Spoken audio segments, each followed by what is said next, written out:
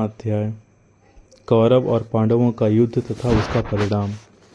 अग्निदेव कहते हैं, युधिष्ठिर और दुर्योधन की सेनाएं कुरुक्षेत्र के मैदान में जा डटी। अपने विपक्ष में पितामह भीष्म तथा आचार्य द्रोण आदि गुरुजनों को देखकर अर्जुन युद्ध से वितरत हो गए। तब भगवान श्री कृष्ण ने उनसे कहा, पार्थ, भीष्म आदि गुरुजन शोक के योग्य नहीं है। मनुष्य का शरीर विनाशशील है, किंतु आत्मा का कभी नाश नहीं होता। यह आत्मा ही परब्रह्म है, मैं ब्रह्म हूँ। इस प्रकार तुम उस आत्मा को समझो। कार्य की सिद्धि और असिद्धि में समान भाव से रहकर कर्मयोग का आश्रय ले छात्र धर्म का पालन करो। श्री कृष्ण के ऐसा कहने पर अर्जुन रथारूढ़ हो युद्ध में प्रवृत्त हुए। उन्होंने शंख ध्वनि की। दुर्योधन की सेना में सबसे पहले पितामह भीष्म सेनापति हुए। पांडवों के सेनापति शिखंडी थे। इन दोनों में भारी युद्ध छिड़ गया।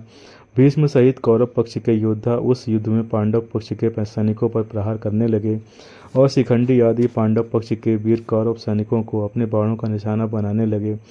कौरव और पांडव सेना का वह युद्ध देवासुर संग्राम के नाम से जान पड़ता था। आकाश में खड़े होकर देखने वाले देवताओं को वह युद्ध बड़ा आनंददायक प्रतीत हो रहा था। भीष्म ने 10 दिनों तक युद्ध करके पांडवों की अधिकांश सेना को अपने बाणों से मार गिराया। 10वें दिन अर्जुन ने वीरवर भीष्म पर बाणों की भारी वृष्टि की। इधर द्रौपदी प्रेरणा से शिखंडी ने भी पानी बरसाने वाले मेघ की भांति भीष्म पर बाणों की झड़ी लगा दी। दोनों ओर के हाथी सवार, घुड़सवार, रथी और पैदल एक दूसरे के बाणों से मारे गए। भीष्म की मृत्यु उनकी इच्छा के अधीन थी। उन्होंने युद्ध का मार्ग दिखाकर वसु देवता के कहने पर वसुलोक में जाने की तैयारी की और बाणशैया पर सो रहे। वे उत्तरायणी की प्रतीक्षा में भगवान विष्णु का ध्यान और स्तवन करते हुए समय व्यतीत करने लगे। भीष्म के बाणशैया पर गिर जाने के बाद जब दुर्योधन शोक से व्याकुल हो उठा, तब आचार्य द्रोण ने सेनापति का भार ग्रहण किया। उधर हर्ष मनाती हुई पांडवों की सेना में दृष्टिद्युम्न सेनापति हुए। उस दोनों में बड़ा भयंकर युद्ध हुआ, जो यमलोक की आबादी को बढ़ाने वाला था। विराट और द्रुपद आदि राजा द्रोण रूपी समुद्र रूप में डूब गए। हाथी, घोड़े, रथ और पैदल सैनिकों से युक्त दुर्योधन की विशाल वाहिनी दृष्टिद्युम्न के हाथ से मारी जाने लगी। उस समय द्रोण काल के समान जान पड़ते थे। इतने ही में उनके कानों में यह आवाज़ आई कि अश्वत्थामा मारा गया। इतना सुनते ही आचार्य द्रोण ने अस्त्र शस्त्र त्याग दिए। ऐसे समय में दृष्टिद्युम्न ने बाणों से आहत होकर वे पृथ्वी पर गिर पड़े। द्रोण बड़े ही दुर्धर्ष थे। वे संपूर्ण क्षत्रियों का विनाश करके 5वें दिन मारे गए। दुर्योधन पुनः शोक से आतुर हो उठा। उस समय कर्ण उसकी सेना का कर्णधार हुआ। पांडव सेना का आधिपत्य अर्जुन को मिला।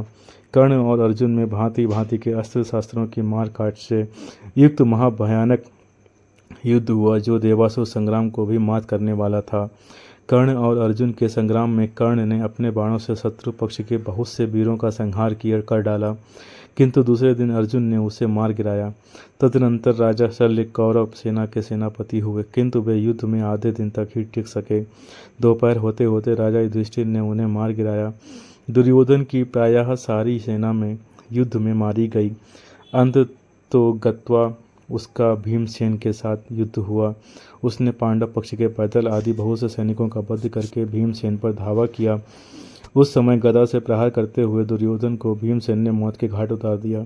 दुर्योधन के अन्य छोटे भाई भी भीमसेन के ही हाथ से मारे गए। महाभारत संग्राम के उस 18वें दिन रात्रि काल में महाबली अश्वत्थामा ने पांडवों की सोई हुई एक अक्षौहिणी सेना को सदा के लिए सुला दिया। उसने द्रौपदी के 5 पुत्रों, उसके पांचाल देशीय बंधुओं तथा दृष्टिद्युम्न को भी जीवित नहीं छोड़ा।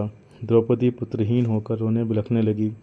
तब अर्जुन ने सिंह के अस्त्र से अश्वत्थामा को परास्त करके उसके मस्तक की मणि निकाल ली। इतने पर भी दुष्ट अश्वत्थामा ने उत्तरा के गर्भ को नष्ट करने के लिए उस पर अस्त्र का प्रयोग किया। वह गर्भ उसके अस्त्र से प्रायः दग्ध हो गया था, किंतु भगवान श्री कृष्ण ने उसको पुनः जीवन दान दिया। उत्तरा का वही गर्भस्थ शिशु आगे चलकर राजा परीक्षित के नाम से विख्यात हुआ। कृतवर्मा, कृपाचार्य तथा अश्वत्थामा, ये 3 कौरव पक्षीय वीर उस संग्राम में जीवित बचे। दूसरी ओर 5 पांडव, सात्विक तथा भगवान श्री कृष्ण, ये 7 ही जीवित रह सके, दूसरे कोई नहीं बचे।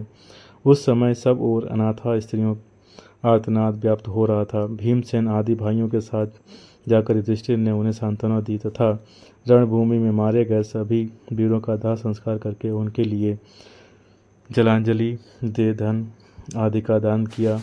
तत्पश्चात कुरुक्षेत्र में सरसैया पर आसीन शांतनु नंदन भीष्म के पास जाकर युधिष्ठिर ने उनसे समस्त शांतिदायक धर्म, राजधर्म, मोक्ष धर्म तथा दान धर्म की बातें सुनी। फिर वे राज सिंहासन पर आसीन हुए। इसके बाद उन शत्रुमर्दन राजा ने अश्वमेध यज्ञ करके उसमें ब्राह्मणों को बहुत धन दान किया। तदनंतर द्वारका से लौटे हुए अर्जुन के मुख से मूसलकांड के कारण प्राप्त हुए शाप से पारस्परिक युद्ध द्वारा यादवों के संहार का समाचार सुनकर युधिष्ठिर ने परीक्षित को राजासन पर बिठाया और स्वयं भाइयों के साथ महाप्रस्थान कर स्वर्गलोक को चले गए।